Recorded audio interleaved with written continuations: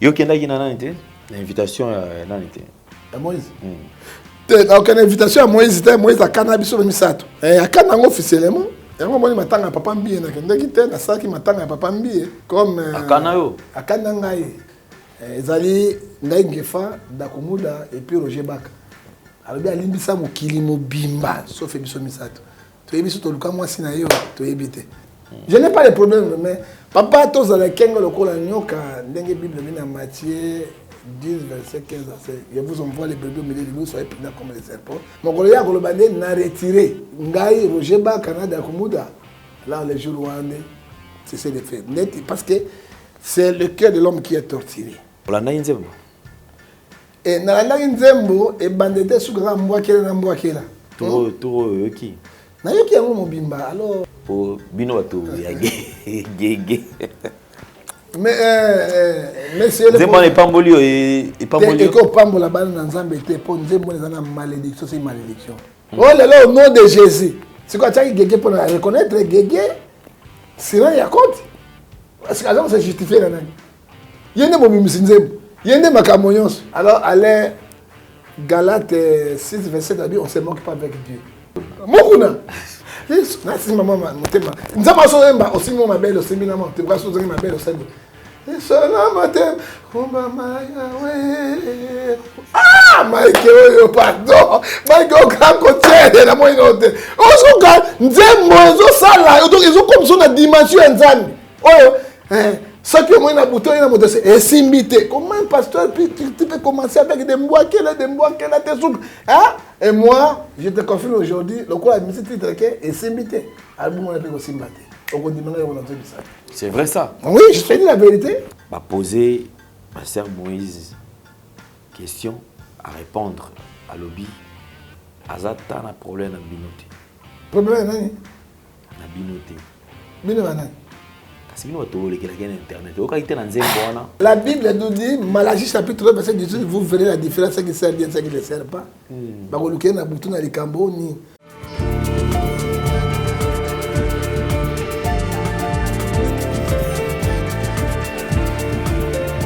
Maxi Bien-être, c'est un complément alimentaire. Les plantes qui sont à l'intérieur nettoient le sang, ça régénère le corps, il stabilise le diabète, ça stabilise la tension. Il éradique les hémorroïdes, solution pour les érections, éjaculation précoce et faiblesse sexuelle. Vous avez la prostate? Prenez vos médicaments. En même temps, prenez Maxi Bien-être. Les femmes également qui souffrent du diabète, Maxi Bien-être soigne et la vie change. Tous ceux qui prennent Maxi Bien-être, regardez leur aspect, ils dégagent la jeunesse. Prenez une dosette, remuez avec un verre d'eau chaude et vous buvez, vous serez en bonne santé. Vérité et réalité, votre magazine qui vous informe, qui vous forme, en même temps avec un divertissement très modéré. Bienvenue mesdames et messieurs, vous qui nous suivez sur Nouvelle Tendance Télévision, culture d'excellence au rendez-vous. Comme vous le savez, nous avons le plaisir de recevoir sur ce plateau un invité. Mais avant de le recevoir, on va prendre le tout premier élément, c'est la fondation Ndélé au cœur de la nation, ainsi que l'orphelinat Famille du Cœur Christ Rédempteur, dirigé déjà par Maman Marie M5, depuis Liège, ainsi que votre humble serviteur Alain Délé. À travers cette opération, soyons sensibles aux cris de détresse. Suivons les images et on se retrouve juste après. Tango nyonso molinganga nazalaki komona baninganga na baboti na bango nanga baparent baza te vi nanga pasi. Est-ce que kokufela baboti ezali sumu? Kozanga baboti est-ce que ezali sumu? Voilà, nous avons un message. L'orphelinat Christ Rédempteur. Et on a posé les nabino. Tala musala munene zo sala pona bana. Tala musala munene sala pona bana oyo. Mokile tiki e boaki. Mais nzamba termine nzelo orphelinat o pona ko encadrer bana oyo. Yaya lisungi na yo to na ngoposa. 1 euro no to na ngoposa. Pona mwana moko. Tango mwana moko allié Nzambe ya bitike oya permettre ete na nzela no mwana alia akobosa na ote. Voilà message ya l'orphelinat Christ Rédempteur. Tu as besoin de sungi na bino. Ba numéro za na se kota contact na biso assistance na yo et aux ali sungi pona bana. Que le Dieu des orphelins a bénir diama mtu nyoso ja ta likanisa ko sala quelque chose. Pe osali yango zamba pambola bino.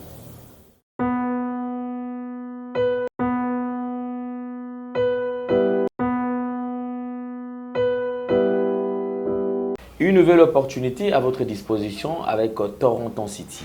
3500 $, vous avez droit à un terrain. Pour plus de détails, on va descendre sur le terrain. E ya sika na Kinshasa boye tikala kozala te makelele tata lopango esili Toronto City à Maluku bana RDC congolais opportunité à sikamo na mboka pe sibiso avec 4000 $ ya pamba koma tata lopango to mama lopango avec le 4000 $, okoki kosomba cash ou soit par tranche et salami ndenge nini. Obanina avance 2000 $ et le 2000 qui reste au kofuta yango par tranche 500 pe okomi kolo lopango. Toronto City et sika moko très kitoko. Parcelle cadastrée, urbanisée avec beaucoup d'espace. Nyon surtout okoluka okokuta yango. Mais narata, terrain de vente sur vente sur un site accessible, urbanisé, cadastré, plat, désherbé avec espace de jeu, espace vert, magasin, marché, peignon surtout pembeni. Eza lisolo te, tala peyoka. Alors tu as une concession Toronto City. Tu as une commune à Maluku, dans la ville province de Kinshasa, dans la République démocratique du Congo. Et c'est concession Toronto City. Et après avoir ça, on a une petite vidéo sur tout. Il y a immobilier, foncier et tout. Là, il y a géo, localisation, tout pour que tu peux pouvoir la situation. Concession est bandée à les pays. Si vous avez un borne Oyo, à 2 entrées, il y a raccourci à Makolo, à entrée Oyo, il y a Mutuka. Donc, raccourci à Makolo, c'est-à-dire à 15 minutes, vous êtes déjà dans Makada. Oyo Moulaï, c'est juste pour dévier, pour que les soient fiables de ce ça. La situation, surtout, nous avons les avenues, les grandes avenues de 8 mètres et des directions plutôt de 8 mètres et les avenues de 7 mètres. Alors que la parcelle de Zali, il y a 20 mètres sur 20 ou bien 400 mètres carrés. Voilà. Du fait que nous sommes juste à l'entrée, nous sommes au caméraman pour que tu visites nous surtout.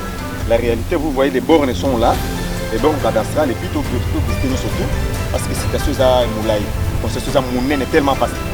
Komi tata lopango, tona komi mama lopango. Yoka pour tout contact. Je précise bien.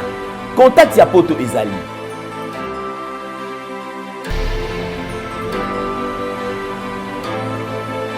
Ya Kinshasa ezali.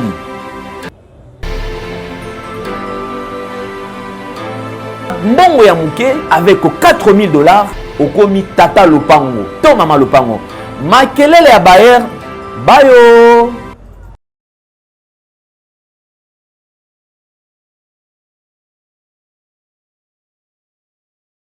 Tout le plaisir est les nôtres de partager ces plateaux encore une fois de plus avec et le mien, le vôtre également, parce que nous avons représenté les sociétés. Nous avons déjà un plateau Oyo, et puis c'est que moi j'aime, c'est cette manière de communiquer. Vous savez, et si Oyo, où le bas blesse, mais Bélé va avoir une difficulté à Koloba. Mais du moins, quand ça tombe entre ses mains, il a cette facilité de les dire tout haut qui est Oyo Ezamalamu, To Ezamalamu.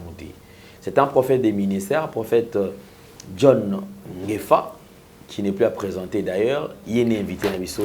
Homme de Dieu, bonjour et bienvenue. Bonjour, monsieur Alendel, le professionnel, procureur. Que mon Dieu te bénisse. Na CP de Suzukoya Awa, na kat na plateau monene na yo, pour tout le makambo ya mboka, surtout automoni boye peu ya roi. Pende na papa Roma, lokole bukani na genou, Suzukoya te, ezali somo pe makambo to de kakati na Congo, to bondela nzambe. Tata totiki émission na maboko na yo, yanga bita kos na Yuda. Mituna ya Alendele bi anonde yangai prophète John Ngefa. Tutiki bitumba ya Congo na Rwanda, Bunagana na maboko na yo. Ya wezala sima ya basoda na biso, na gouvernement, na bakonzi. Poto benga na Rwanda ti na kati ya mboka na bango parce que bomi biso au moins 16 millions de population bakufi. Mais oya mbalo ekolo to ibete amwa la vengeance amwa la rétribution. Tutiki ba diaspora na boko na yo. On dit pambola na soba sunga biso te kaite molimo na nzambe na lola esunga pe batela banda na biso botukisa na biso na komona tata pe na mwana na molimo santo. Amen. Amen. Voilà, prophète Ngefa est avec nous sur ce plateau. Prophète Ngefa, le sako. Tambola na mokili omona makambo. Prophète Ngefa, le sako. Mpuku aliaka ibendete. Prophète Ngefa, le sako. Ata omoni ngando mino nyoso esili kobeba kosukola ye mino te parce que abokata loboko. Prophète Ngefa, le sako. Chokoli londe makambo. Voilà. Prophète Ngefa, mboka na o boni. Ça va, tout le monde a gagné mboka zo te pate pa na kat na mai, mais avec Dieu la quantité était kokipe ko bonga lokola. Ezani bato. Soki tout le monde a ba richesse tozana yango, bomengo tozana yango, façon mboka zo kende, mais voyons voir parce que to la clairin beaucoup mabete parce que to na mboka mosusu te. Ezali nde mboka za malamu ba chef de bazamabe. Alors soki ba chef bazali bazoka kolela peuple parce que bozo linga toka une élection peuple ni ko voter bien. Peuple ezangi mai, ezangi courant, ezangi bilia, ezangi aspirine, ezangi soins médicaux. Peuple oyo efuta makate. Mais tozoka ba détournement ya mbongo ebele ya kati ya mbongo. Siko bozo linga bala bino ba député. Ba député bande ba côté au moins 3 à 4 bazo kende. Ata loi moko ba voter en faveur ya peuple té.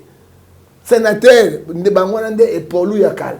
Bipolu pendo ya bipolu rien. Siko bozo linga élection. Nani a voter bino? Mais c'est là yango no mona ki na assemblée la mingi pona Congo démocratique na Matthieu 11:28 to pesa na mikumbe pa ya Nzambe. Et puis la sécurité d'aller totale. Ce qui nous embêtait, parce que nous moi je n'arrive pas à comprendre. Police a une intervention Nassim. Police a bayibi, babomi, babotoli, on après une heure de temps bango bakomi. Tango ba opération salema, mbata tambola kate, police ba tia bango ba tambola kate. On n'arrive pas à comprendre. Alors ils allaient passer mingi yango tout le monde était article somme 125 verset 3 lobi ceux qui nzambe battelité bazo battre la pamba nzambe nazo battre so ba congolais na lolenge nyonso tikaite bolingo nzambe za la kati na biso pe to pesa mikumba epa nzambe. Merci beaucoup. Le tout premier élément, Lelo, prophète Ngefa, Nabanzi déjà tout ko vivre à quelques jours. Le roi belge, Azalaki Awa, Asali ba tourner nae Awa, Tolandi biso nyonso tout, makambo tout ndenge eleki. Na boye nae ba tumso balobi bité aye pona ko bongisa. Aye a visiter ata la pe ba biloko na bango ezalaka pe Awa. Mais ebele baza d'accord na ngote. Balobi, on ne peut pas réparer avec des gens qui ne reconnaissent pas que bango sala biso mabe. Biloko na biso baza nango ba zongisi yangote, mais bango baza na besoin ya ko réparer. Le discours, le roi qui demande à ce que tout bossa n'allait passer, tout bongisa présent. Pena ko bongisa présent peut-être le futur et qui kozala malamu. Boye inae awa yo sala analyste, osala analyse moko ba o bazala quand même na moi facilité à koloba makambo ba tumsu ba koloba te. Arrivé nae. Merci monsieur Alain, procureur, un expert aux médias. On a bengi professionnel. Mo tuninga sanga passe. Abana ya nola yango. Tanto no kene Belgique ba okanga kuna ba betanga mabanga. Parce qu'il faut na loba yango pona tina Congo na linga ba Belgique na bango te chez moi c'est bon. Pona loba au nom du Père et du Fils et du Saint-Esprit. Amen. Maintenant je vais parler. Parce que protection so il aller protéger ngate so ibangelo nzambe zate. Na loba ki liboso un homme de Dieu il doit défendre son pays. Un véritable homme de Dieu prophète, il a prophète à pétage. Il doit parler la vérité de la part du Seigneur. Un prophète de Dieu, ce n'est pas des pelengendo. Son rôle, il donne la directive et il corrige. Nalobaki awa, Amos 3:7, Dieu ne fait rien sans toutefois arriver ce que les serviteurs, tout le monde qui roi. Roi yaki maboko pamba, azongi na bisolo. Moi j'écris quand roi aïe n'est pas en état de guerre. Un, il va condamner l'agression rwandaise, burundaise et ougandaise. Parce que nous, Belgique est colonisé 3 pays. Congo démocratique, Rwanda na Burundi. Biloko nyonso ba Belge bazana ngo lelo richesse utaki na Congo démocratique. Bazoki na Rwanda, Rwanda pays pauvre. Burundi est un pays pauvre, ce sont comme nos petites provinces. Mais eux les kakuna roi zalité. Mais si l'un d'eux les professionnels, roi est que se manquer na République démocratique du Congo, à se manquer na kati ya chef de l'État, à se manquer na gouvernement, peine ba sénateur, à se manquer aussi na ba gouverner mission sur le peuple congolais. Avant roi ya bato bakasa ke roi koko ya na likamoko spécial oyo akoyi kolongola biso ba pasi mosusu parce que nous sommes colonisés par eux pe akopesa kimia solo or que roi apesi pété na oyo Bible yebisi biso na Hébreux 12 verset 14. Monsieur Alain roi ayebiso discours politicien, non discours académique. Et quand on parle de discours politicien, c'est de mensonges et de mensonges. Et discours académique, les effets. Les effets. Mais à préférer qu'il y a un discours politicien, il y a un discours politicien. Roi Ediboso, je reconnais. Oyo babavir nyo se salema qui tant que vous avez colonisé pas inabiso. Oui. Mais le roi n'a pas demandé pardon. Le pardon libère. Il n'a pas demandé pardonner biso na ndengo to sala kinyoso tout. Après pardon a koloba ete na ko ressusciter biloko nyonso to zwa ki ba œuvre d'art na Congo démocratique na kozong sabino. Roi lobaki yango te. Ya misato roi il reconnaître Mouyem, laboratoire. Roi qu'on reconnaître docteur Mukwege. Oui, nous connaissons docteur Mukwege, réparation, il y a Bafumangani partout dans le monde. Il y a une spécialité de réparation Bafumangani. Oui, il faut reconnaître réparateur Bafumangani. Roi qu'on reconnaître que Bassetre Nabiso, Bazouaki Bango en esclavage. On a pillé la République démocratique du Congo. On les a fouettés dans les fesses. Ils ont eu des gros plaies. Et chicotés, et bakangi bango bakaka pour les amener dans l'esclavage, et puis mingi bakufaki. Roi eba kite ke guerre à 40-45, et te ba Congolais démocratique, ba bundela ki ba Belge. Pour la Belge, j'ai la destruction de la cité, roi reconnaître yangote. Et en plus de ça, monsieur, roi reconnaître 3 pays. Oh, il va colonisaki. Belgique, Rwanda, Burundi, Congo démocratique. Nous sommes agressés par les Rwandais à condamner ta Bitumbo Ezobundate.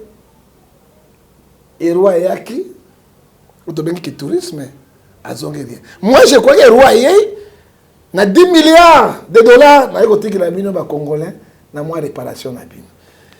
Parce que le roi Yé, sous sa ibon, na écouté que 3 universités minées na République. Na écouté que na hôpitaux. Na écouté que le roi kuna azala kité. Ça dit quoi? Le roi Yé ko se manquer na biso na souffrance na biso. Mais c'est allé. Oui, monter à 4 ans mi sapien. Ba le bagali sous la sapato te. Attends le bil que le soir ça va pas parce que ba finir ma collé katana. Hein? Moi je suis à Botakate Alain. Aïe passe à remettre ça moi na te. Pas il passe à moi na te. C'est ça que le roi fait. Aïe a commis à matière vient na Goma. Allez, Azon Rwanda, qu'est-ce qu'il nous a laissé? Ni pardon. Mais tant que yo lobby tobo sana makambo eleki. Tant que tobo ça il faut réparation. Si réparation on va réparer biso nani. Hein? Réparation on va réparer nini? Qu'est-ce qu'il a fait? Ayaki na mo poto azongi na mobombo. Ayesu na ba diamant na ba or anduki yango ali ba pesi akena yango. Donc l'exploitation, c'est l'exploitation Le spécial au roi. Donc son arrivée au Congo n'apportera rien. Apporter rien, il apporter rien. À Képi a rien. Donc nous continuons. Car la souffrance, les guerres, les lois, ils ont est. Très très important. Nabazi, Marmougo les cas tous on a est. Parce que dans est, j'ai l'impression moi tension et comme il quitte. Tout le monde va manifestation à Rwandais, quelques groupes il y a Rwandais, on va manifester, on va la qui se mécontentement na bango na gouvernement na bango. Ils ont ça là na RDC. RDC tout le monde contradiction. Côté batozo ba keno toza agressé, toza menacé. Effectivement le Rwanda aussi ils allaient kolobela yango. Mais et pas na biso discours ya ba imbo ya ba politique bande comme sous bazali ba ministre jusque là comme kokotsa bato na kati ya confusion. C'est comme si on dirait RDC ezol kaka diplomatie mais bango mo ba Rwandais baza kutina diplomatie. Réaction les alliés. Tant ba imboka bazali ko sala makambo pene ezali ko pela contre mboka mais ba imboka ba hôtel mais là c'est comme si ko cracher sur mémoire ya ba kufa. Bitula ba konjona ils cherchent les intérêts bitula ya pamba pamba. Mais c'est allé. Rwanda bombi ba congolais 16 millions à 20 millions.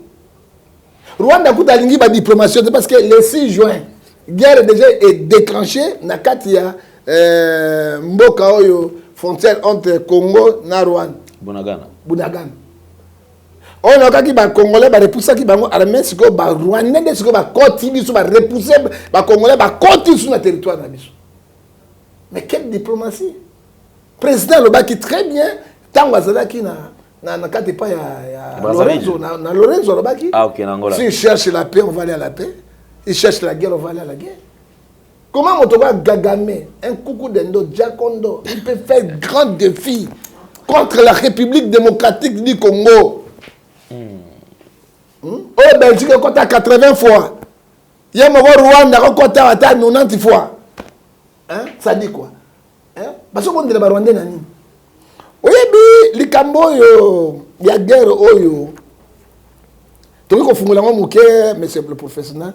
Les gens n'arrivent pas à comprendre. C'est l'accord d'Emera. Oui, c'est l'accord d'Emera. Gagama termine l'accord d'Emera. Les parents s'en vont, les écritures restent. Il y a un papa de Fakimbonga. Accord et à l'Emera, ils allaient. 300 km. Ah, okay. 300 km. Hein? Mais mon télé, ils sont pas sur tout. Ils ont dit Moselle Laurent Désiré Kabila. Et puis, ce qui a qui n'a vu, c'est la haute trahison de la République. On doit l'arrêter pour tirer dans la prison. Malgré la Koufa Liboso. C'est celui qui a tout amené ça. Hein? Avant même, c'est pas Rwanda. Donc le Rwanda déclare. Malgré que Bako wana Moutasala Bako a Koufa déjà. Koufa, mais il était chef de l'État. Alors, il y a Tolongoli Mobutu. Tu repères sur Basoda, Mbongo, Massa, Sibiloko, tout. Il y a un 300 km, 300 km. Il a signé. Et on appelle ça Minduki, appelle ça Minusio, appelle ça Biloko, Biloko, tout. Il va venir Mobutu. Et quand il va venir Mobutu, il y a visité qui, accord Rwanda, à Tikaki Yango. Alors Rwanda, peut Burundi, Uganda, Bino, tu regardes 300 km, pour passer sur la Koufi, Biloko, Koufi, pète sa biso. Vous avez discours, mon gars, Laurent Désiré Kabila, Rwanda, qui n'ont tout les Rwandais, parce que les petits peuples à côté, les sauté. Ils ont Malobanais, c'est comme si à comment côté les paix bango. À tel qui bango, mais à l'ongla qui accord Rwanda. À négocier qui non. Tant que ça y est, accord lyonnais, peuple est qui en. Le peuple est aussi bien. Les peuples sont aussi bien. Même Mindele Bayebi Yango. Pourquoi t'as un grand qui faisait un gars? Parce que banda qui saigne. Ti Kolekagoma, ti Pemena Kisangani, 300 km. Il y a Rwandais. Parce qu'il a signé après ça bango. Hein? Burundi kunati na mboka ya Banyamulenga babunda koma na ngoni. Mboka oyo babunda ki na banda Burundi. Bujumbura ti na mboka wana ambassadeur ya États-Unis akendeki na mboka yango. O Rwandais ba mingi. Minyembo. Mais c'est pour les Burundais. Hein? Sans kamati côté à Beni, ti la frontière côté, c'est pour les Ougandais. L'accord est signé en Beni, Ouganda. Azali producteur, il y a or brut, azali premier producteur or brut où tu na Beni. Exportation de ce que nous connaissons. Comment ils expliquer Motoko la Burundi, Ouganda, akoko tonga nzela ya boulevard ya munene kolongwa capitale na ye ti na Beni ofele. Le gouvernement congolais tient un front. Ils savent que déjà Bazoua qui a biso peuple, député, sénateur, toyebi ba col lyonnais. babunda bango parce que tant à sala qui yango akendeke ngo na chambre, il y a 2 chambres pour représenter yango na peuple congolais. Regarde la conséquence. Et Kagame il est déterminé à côté la guerre jusqu'à ce soit clair. Nous disons non, non, on va la guerre jusqu'à la fin. Si quand on ensemble à niveau tribunal international. Mais Kagame a bimisaka kabakoro wanati. C'est le moment ba député oyo ba va dans parlement, ma bumbu ko vimba ya pamba. Bato ya Mingolo, Bameli Babombe, ils sont là pour applaudir. Basa la motion, moko ya munene, pour baïbi sa peuple, balongola, baboli, d'accord, on va tout bien. C'est le moment. Tant qu'on a la déclaration, et là, comment on il y a solo le Cameroun, il y a solo. Mais il faut y avoir chef de l'État, il engage la République. Il faut y avoir chef de l'État. C'est le grand de la nation. Il engage la République. Il est symbole de la République, il emblème de la République, il représente la République. Quand il signe son décret, c'est fini, c'est la République qui a signé. Mais accord lyonnais, avant de signer ça, il faut zonga dans la chambre du Parlement, il y a un moment Kabila qui pour le sol le père. Pulumbena Pelengendu. Ils vont rentrer chez G. Tu as vendu. Et toi, je dis, là où tu as vendu la République démocratique Congo, 300 km au Rwandais, au Burundais, aux Ougandais. Il faut savoir ça. Hein? À ça, tu peux mouiller bâton, il sait ce qu'il a fait. Mais en fait, les lots, c'est vrai, jusque-là, il n'y a pas accord au Bango d'après Bango. On nous apprend toujours que ce sont des accords. Je poserai cette question. Le feu Musée Laurent Désiré Kabila n'est plus, paix à son âme. Il y a des successeurs au déjà Bazali, au Bazali Kosala, Moussala. Joseph Kabila était là.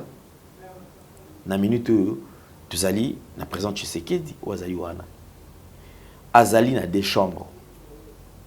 Nini ezosanga ke ba initié déjà démarche pour na commettre fin na makambo parce que les lots. Je crois que ma belle est Mboka et Zali a Mboka. C'est un bas bénéficiaire.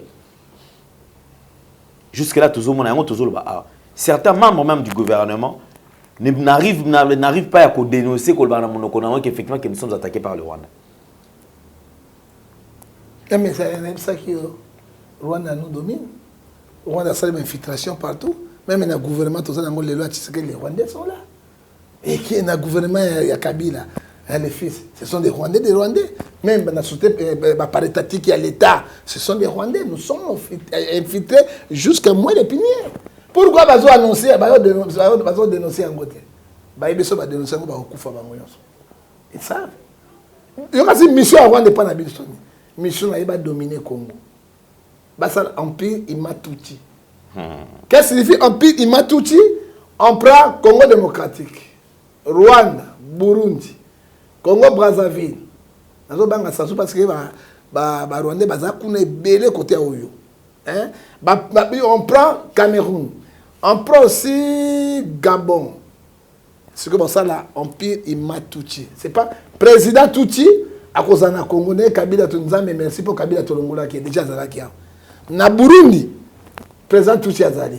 Na Uganda, Touti Azali, Museveni. Yemo Kagame, Rwanda Bango Pere Touti. C'est qu'il faut éliminer Sassou Nguesso. Basa infiltration, papa touti moko batia yewana. Ba éliminer président Gambole. Bon Gabonais problème d'attaquer na emwila. Attends les là OK na mosusu Rwanda monsieur à côté. Alors ce qu'il faut éliminer Paul Biya. C'est maintenant les Africains va fungola miso. Soit que le Congo est tombé, il y a pas d'Afrique centrale qui est tombé. Et puis Mindele ba simana. Alors va proclamer Empire Imatouti. C'est ça le problème. Alors, bien sûr, Tozo Bunda. Pour le Cambo ici là. Mais Kabila, parce que Kabila a été pas Gagame, va imposer Kabila à 18 ans de pouvoir. Hein? Kabila le père à l'élection. L'élection, il va voter. Il va imposer les Rwandais. Hein? Kabila le fils, il va imposer les Rwandais. 1 plus 4, qui était le meilleur président de la République démocratique du Congo? C'était Roubero. Azarias Roubero. C'est le véritable président de la République tant qu'on a pris 1-4. Hein? Ben Bazake étiquette. Zaïdingo Bazake étiquette. L'homme de Gilin, qui est son nom, repose son pain. Abdoulaye. Azarias étiquette. Qui était le vrai, même Kabila, il était étiquette. Qui était le vrai président de la République démocratique du Congo? Ezala qui a Zara Soubir. Mais ce que mon face n'a mo pouté mo bimba. Rwanda mo pouté penya mo pouté. Hein? Mais c'est lui le président de la République. Maintenant, on a tué, mais je te dis la vérité. Hein? T'as la Roubelo, hein? T'as la James Kabar. Ils ont qu'à mi pouté. T'as la Gagame, mon grand mo pouté. Hein? T'as la Bizi Makara, grand capina Fumangani à mi pouté, na mi pouté. Oh, bon, bah, mais il va dominer le Congo. Les Congolais, bah, Kangi Miso, bah, ça se réveille trop tard. Mais c'est ça qui ne s'explique pas. Un Congo fort, puissant, Congo fort, Congo où ils ont la richesse, mais qui se laisse atténuer par des petits. J'ai parce que l'infiltration est grave. Tu sais, le général, chef d'état-major adjoint à la communication. Un Rwandais Touti. Un chef d'état-major adjoint de la République démocratique du Congo, qui était James Kabar. On a demandé Kabila le père. Il est nan. C'est un Boukavoin, un Congolais. Mais il a comme il n'est pas Bango, chef d'état-major général. Ça dit quoi, M. Alain? Tout est les mabissons dans notre sauvé Mbokoyo. Tout est les ma peuple. Sauf que tout est les politiciens kaka oyo. Non. Rwanda a déclaré état de guerre. Gagame a la tenue militaire. Tant qu'on est dans la tenue militaire. Premier ministre de la tenue militaire. Moi, je te forme aujourd'hui dans la tenue de combat. Moi, c'est un pasteur, un prophète. Dimanche, on a la tenue de combat. Je soutiens la République démocratique, FARDC et les institutions de la République. Parce que là, on a un mot comme ça. Mais Bango et Batikali, Bazawap. Bazawap. Alors, tout ça comprendre de tel. Alain, qu'est-ce qui se passe dans la République démocratique du Congo? Aucun ministre qui condamne. Sauf Maman Baïs Zaïba. Sauf le ministre des Affaires étrangères, Tata Onani. Ouais, ministre étranger. Sauf pays. Mais les autres qui restent. Tout ça est tanné. Mais la guerre est maintenant dans la République démocratique du Congo. Nos frères mères, sur la réaction sur la population, dans le gouvernement Zaline, point d'interrogation. Certains pensent que le président de la République a déclaré état d'urgence. Est-ce que vous partagez même avis que... Non, état d'urgence, on a un chef de l'État, il faut que l'Angola yango. Parce que le chef d'État lui-même, il a dit Nangola. Et na Kata Botswana, c'est Maman Basaïba qui a dit ça. État de siège est porté fruité. Maintenant, Gagame a déclaré guerre officiellement. Qu'est-ce qu'il faut faire, le président doit faire? On doit recourir à la Constitution. Oui, mais maintenant,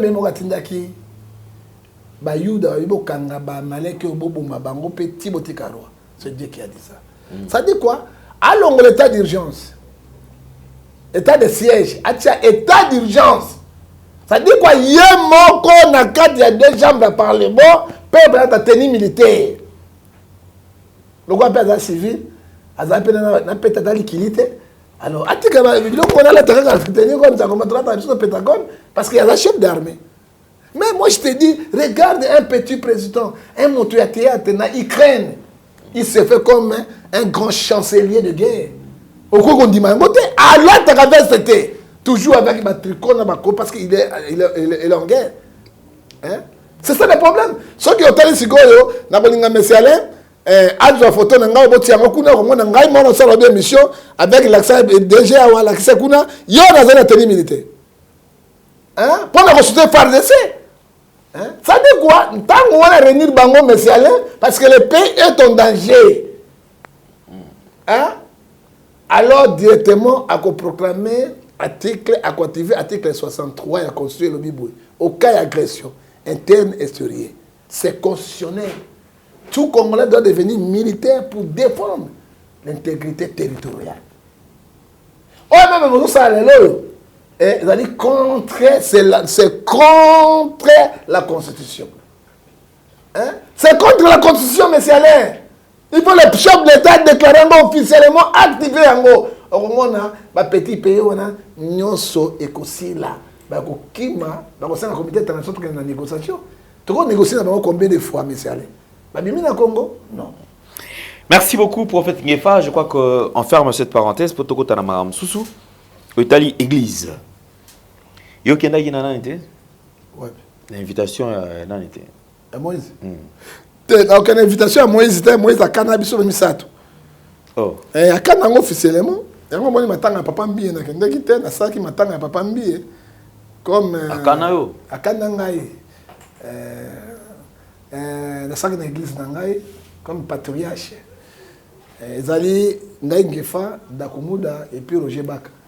Alors bien limbisa mokili mobimba sauf biso misato. To yebiso to luka mwasi na yo to yebite. To yebite to luka mwasi na yo. Parce que kanisa ikeno yo za kuna na mninga na yo. Non, mninga na ngazate parce que alors bien mon fils moi je peux aller. Je n'ai pas de problème mais papa tous la kenga lokola nyoka ndenge Bible bina Matthieu 10 verset 15 à 16. Je vous envoie les brebis au milieu de nous soyez prudents comme les serpents. Vraiment la kende quitté. Mon collègue Golobandé n'a retiré. Ngai Roger Ba Canada Kumuda. Là les jours rwandais, c'est les faits. Parce que c'est le cœur de l'homme qui est torturé. Hein? C'est Dieu qui touche le cœur de l'homme et les pensées. Tant qu'on t'a proclamé officiellement boyé, n'a qu'un côté makambo ya mo potute. Parce que son côté makambo poto dans le bin ibisa qui osai la qui a. Merci beaucoup Ngefa. Une question qui me vient en tête. Olanda Nzembo. Et Nalanda Nzembo et bandete sukaka mbwakela na mbwakela. Toro yoki. Na yoki yango mobimba. Alors papa. Et ça na partie mo wana lobi. Au nom de Jésus. Suka nango atuni. Ah, Toro yoki. Yoki au nom de Jésus donc pour bino bato ya gege. Mais c'est le Nzembo n'est pas molio et pas molio. Et ko pambola bana na Nzambe te po Nzembo na na malédiction c'est malédiction. Pe je nazo banga frère pour la nanga.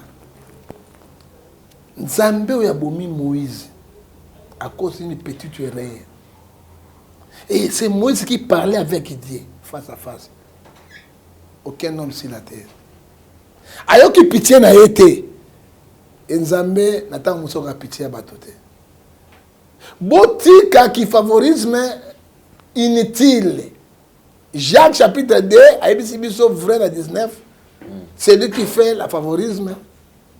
Dieu vous considère comme un agresseur.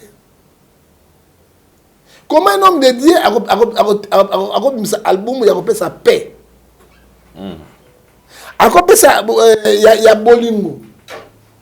Il y a même racheté le temps quand les jours sont mauvais. Mais comme ceux qui n'ont pas eu au coutin na boutou et simbité. Oh là au nom de Jésus. C'est quoi tu as Guégué pour reconnaître Guégué? Sinon il y a compte. Parce que les gens se justifient là. Il y a des moments où il y a des macamoyons. Hein? Alors allez Galates 6 verset 2 on ne se moque pas avec Dieu. C'est que l'homme a s'aimé, il est moins similaire. Donc, personne exemple. Moi, je suis abimi awa na majab. Je vais au deuxième. Maintenant, je dis, accent c'est Mike Kalambay. Et Mike Kalambay reste le grand sur le grand. Hein? Sola motema kumbama yawe. Sola motema kumbama. Ah, moi non Mike, pardon. Oso gabi bilo kanjo tezo dingana. Moi na oyo, moi na majabu oyo. Moi na ote pas majabu oyo. Au moins sous valeur majabu. Ah, frère Christian. Frère Christian. Christian Mukuna. Mukuna. Yes, nasi mama motema. Nzama so emba osimo mabele osimina mo. Te braso zongi mabele osendo. Sola motema kumbama yawe. Ah, Mike oyo pardon. Mike o grand côté na moi note. Oso ka nzembo zo sala, donc ils ont comme ça na dimension nzambe. Oyo ça qui moi na bouton na moto c'est simbité. Comment un pasteur tu peux commencer avec des mboakela tes souk et les gens sont aveugles aux 4 6. Mon peuple péri comme ça. On dit aussi babino dit à quoi? Hein? Et moi, je te confirme aujourd'hui, le quoi administratif est simbité. Album on appelle aussi mbaté. On ne se moque pas avec Dieu. Galates 5, 6, verset 7. On ne se moque pas avec Dieu. C'est que l'homme aura s'aimé, il moissonnera. C'est vrai ça. Oui, je te dis la vérité. Ah. Eza Essengo, merci beaucoup, prophète Ngefa. Nabanzi to qui est vraiment vers la fin, donc il nous reste 5 minutes pour te banakosu qui s'appelle dans l'élo. Va poser ma sœur Moïse question à répondre à lobby. Azata na problème na binote. Problème nani? Na binote. Bino nani? Kasi bino to le kila kena internet. O ka ite na nzembo wana. So yi muto lokio na butu, le bino na tonga wele mbango kena koleka na internet. Yeba ke esimbite. Bino mokolo YouTuber. Bino ba to boleka na internet, boluka kena butu. Na butu eloko nini. La Bible nous dit, Malachie chapitre 3 verset 18, vous verrez la différence qui sert bien, ce qui ne sert pas. Bakoluke na butu na likambo ni. Mais ngai na kwebisa bango bazonga na repentance sincère. Au lieu de ça la comédie, ce sont des comédies. Au bazo sala la ba jouer théâtre. Hein? Moi je préfère nani pasteur Nazali, artiste comédien, c'est qui là. Pasteur ni azali pe na église na ba chaîne na télévision ne wana. De la foi. De la foi. C'est un comédien aussi. Bakende kuna. Hein? Ke botika na kombo ya Nzambe na biloko ya pa pa. Basa la repentance. Basali mabe mingi na mboko oyo. Hein? Batoboli Yesu li Congo. Ce que dit Joël chapitre 2 verset 12. Hein? Nzambe ko pardonner bango. Ke aux autres justifier mon dit à quoi? Hein? Motokanga nécessairement je n'ai pas de problème avec Moïse lui. Hein? Jamais. Na un problème na aider. Mais misala na ye. Na kotindaka bato parce qu'il y a Bimarati, il est très malin, hein? Et bon, les autres ils va continuer à attaquer, mais on n'a pas de problème avec nous. Ceux qui a sali pardon, dengue Bible les autres dans Matthieu 27, c'est la madame, mais il faut t'avouer ta montée pour donner toi et Bible ça une Nzambe autozali. Mais c'est là na quoi et pas na yo, maman après quoi nganalia. Je peux na mon ayo mais aller en zalim na ko lia na yo et sika moko je n'ai pas peur. Mais ce que na leka na pasteur na zongi faut na tungula na zo makala na mela pour mason aller pas. C'est grave. Hein, je te dis la vérité allez, moi je peux venir chez toi là coup d'appétit. Maman, il y a biloko ya professionnel. Je mange tout de sika moko, je n'ai pas peur. Na ko zonga ndako na ko tungula na ngai. OK? Mais ce que na le na ndako ba pasteur wana. Parce que oyibi bazana na kila na maboko. Apocalypse 6 verset 10 bazana makila na maboko. Papa soki na zongi ata vera pa na meli. Ata te poison na biki lomi na remonter ça kufi. Parce que bana ba sang na maboko. Parce que c'est repenti, c'est Dieu qui sonde le cœur de l'homme et le cœur du roi. Tout tika banzembo ya mbwa là. Et Ephésiens 6 verset 16 racheter le temps quand les jours sont mauvais. Tout luka présence en Nzambe ke ba discussion inutile oyo. Ils ont été à mon côté. Avant de condamner moto, est-ce que yo bizarre no ezali madame? Ce sont les gens qui remettent à la télévision ba le battre. Hein? Ce sont les pays islamiques qui bakani bango ba film ba gorger bango. Na kata ba mosquée, ba mal bango ba sala pour quitter le christianisme. Ce sont les grands courageux quoi bana boudé. Wa bana bateka rangu bana moto, bana bateka ramai. Est-ce que bana na likamba ko lobela ba peuple de Dieu? Todo bana roi wati.